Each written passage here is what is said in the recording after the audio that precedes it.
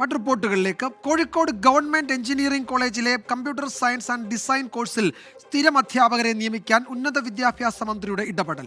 3 കോളേജുകളിൽ നിന്നായി ഒരു അസോസിയേറ്റ് പ്രൊഫസർ ഉൾപ്പെടെ 3 പേരെ അടിയന്തരമായി പുനർവിന്യസിക്കാനാണ് മന്ത്രി ഡോക്ടർ ആർ ബിന്ദു നിർദ്ദേശം നൽകിയത്.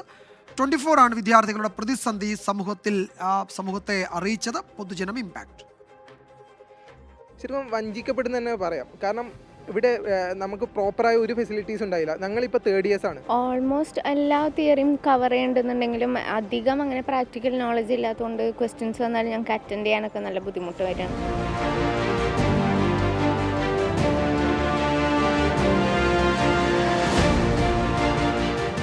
സ്ഥിരം അധ്യാപകരും ലാബും ഇല്ലാത്തതിനാൽ Kozhikode west hill government engineering കോളേജിലെ വിദ്യാർത്ഥികളുടെ ബുദ്ധിമുട്ട് 24 വാർത്ത നൽകിയിരുന്നു.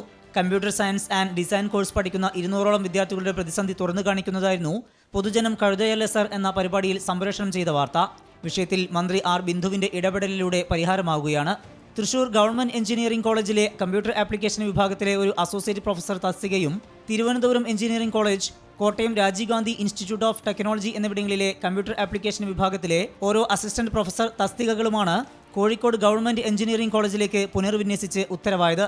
അധ്യാപകർ ഉടൻ കോഴിക്കോട് കോളേജിൽ ജോലിയിൽ പ്രവേശിക്കും. നമ്മളിപ്പോൾ 3rd ഇയേഴ്സ് ആണ്. നമ്മളിപ്പോൾ 3rd ഇയർ കഴിയാനായി.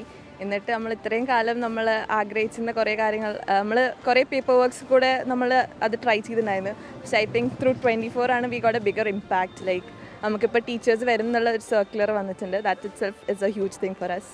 സോ ഇനി നമുക്ക് ഇത് കൂടി ഉണ്ട്, ലാബിൻ്റെത്, അതും കൂടി ഇതാവാനുണ്ട് നമുക്ക്. കുട്ടികളെ പോലെ രക്ഷിതാക്കളും ആശങ്കയിലായിരുന്നു. ഇതിൻ്റെ പ്രാധാന്യം മനസ്സിലാക്കിയ ഇത് പൊതുജനം കഴുതയല്ല സർ എന്ന ഒരു പരിപാടിയിലൂടെ ഇത് സംപ്രേഷണം ചെയ്യുകയും അത് പൊതുജന മധ്യത്തിലും അതോടൊപ്പം തന്നെ ഗവൺമെൻറ്റിലും അതിൻ്റെ പ്രാധാന്യം മനസ്സിലാക്കി എത്തിക്കാൻ കഴിഞ്ഞതിൻ്റെ ഫലമായിട്ട് നമ്മുടെ ബഹുമാനപ്പെട്ട ഉന്നത വിദ്യാഭ്യാസ മന്ത്രി ഒരു ഉത്തരവിറക്കിയിരിക്കുകയാണ്. 24 ചാനൽ ഇതിൽ ഇടപെട്ടതുകൊണ്ട് മാത്രമാണ് ഈ വിഷയം ഇത്ര പെട്ടെന്ന് ഞങ്ങൾക്ക് പരിഹരിക്കാൻ പറ്റിയത്. 2022 തുടങ്ങിയ കോഴ്സിലാണ് ഇതാദ്യമായി സ്ഥിരം അധ്യാപകരെ നിയമിക്കുന്നത്. മന്ത്രിയുടെ ഇടപെടൽ വിദ്യാർത്ഥികൾക്കും രക്ഷിതാക്കൾക്കും വലിയ ആശ്വാസമാണ്. ഇനി ലാബ് സൗകര്യം കൂടി യാഥാർത്ഥ്യമാക്കണം. കോഴിക്കോട് നിന്ന് സമീർ സി മുഹമ്മദ്, 24. പൊതുജനം കഴുതയല്ല സാർ. സ്ഥിരം അധ്യാപകരില്ലാത്തത് വിദ്യാർത്ഥികൾക്കും അധ്യാപകർക്കും ഒരുപോലെ ആശങ്കയുണ്ടാക്കിയിരുന്നു. അതിനാണിപ്പോൾ പരിഹാരമാകുന്നത്. ചില പ്രതികരണങ്ങൾ കൂടി. 24-നെ സമീപിക്കുന്നതിന് മുമ്പ് തന്നെ ഞങ്ങൾ കുറേ വർക്ക്സ് ചെയ്തിട്ടുണ്ടായിരുന്നു. ഈവൻ ഗവർണറെ പോലും പോയി കണ്ടായിരുന്നു. പക്ഷെ അതിലൊന്നും ഒരു റിസൾട്ട് ഉണ്ടായിരുന്നില്ല. പക്ഷേ 24-ൻ്റെ ന്യൂസ് എയർ ചെയ്തതിന് ശേഷം ഇപ്പോൾ നമുക്കൊരു സർക്കുലർ വന്ന് 3 ഫാക്കൽറ്റീസിനെ നമ്മൾ കോളേജിലേക്ക് അസൈൻ ചെയ്യാൻ പറഞ്ഞിട്ട്. അപ്പോൾ ഒരു അസോസിയേറ്റ് പ്രൊഫസറും 2 അസിസ്റ്റൻറ്റ് പ്രൊഫസേഴ്സിനെയും നമുക്കവിടെ നിയമിക്കാൻ പറഞ്ഞിട്ടൊരു സർക്കുലർ വന്ന്. അപ്പോൾ നമ്മൾ ഭയങ്കര സന്തോഷത്തിലാണ്. കാരണം നമ്മൾ ഇത്രയും കാലം ചെയ്തിട്ടും നമുക്കൊന്നും ഉണ്ടായിരുന്നില്ല. പക്ഷെ ഇപ്പോൾ ഈ ന്യൂസ് എയർ ചെയ്തതിന് ശേഷം ഇങ്ങനെ ഒരു റിസൾട്ട് വന്നതിൽ നമ്മൾ ഭയങ്കര സന്തോഷമാണ്. First of all big thanks to 24 news.